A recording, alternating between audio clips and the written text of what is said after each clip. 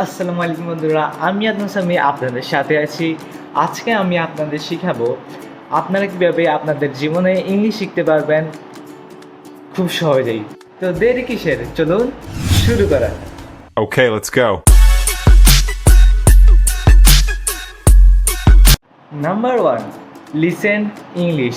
Guys, আমরা যখন কোনো মুভি দেখি বা কোনো বাংলা মুভি দেখি তখন আমরা কিন্তু বাংলাতেই কথাগুলো শুনি, ওগুলো আমাদের মেমোরিতে কাজ করে এবং আমরা বাংলা কথা ভালো মতো বলতে পারি। কিন্তু ঠিক ওইভাবেই যদি আমরা ইংলিশ সাবটাইটেলের সাথে যদি ইংলিশ মুভিগুলো দেখি তাহলে আমাদের ইংলিশও অনেক ইমপ্রুভ হতে পারবে।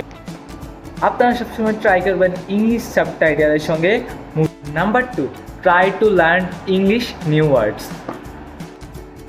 আপনারা এখন বলবেন আমার তো ইংলিশ দেখার বা শোনার সময়ই থাকে না, আমাদের তো অনেক কাজে আমরা ব্যস্ত থাকি, এই জন্য আমাদের সময় থাকে না। ভাই, আপনার কাছে 10 মিনিট আছে, 5 মিনিট তো আছে।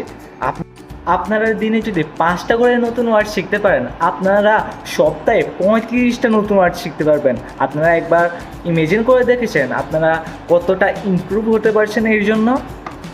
Number 3, speaking English. এখন আমরা এমন একটা পয়েন্টে চলে এসেছি যাতে আমরা প্রতিদিন আমাদের আত্মীয় স্বজন বা আমাদের পাড়া প্রতিবেশীদের সাথে ইংলিশে কথা বলতে পারবো।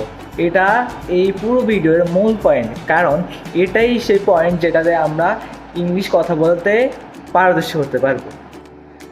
আপনার চেষ্টা করবেন আপনাদের ক্লাসে বা আপনাদের বন্ধুবান্ধবের সাথে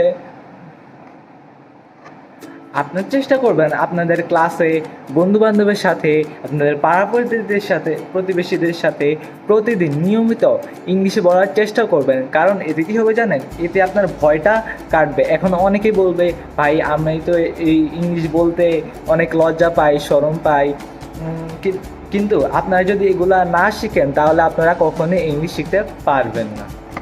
আপনারা যদি ইংলিশে কথা বলতে চান তাহলে আপনাদের মধ্যে সর্বপ্রথম আপনাদের মধ্যে ভয়টা দূর করতে হবে। দেখতে দেখতে আমরা ভিডিও একবারে শেষের পর্যায়ে চলে এসেছি।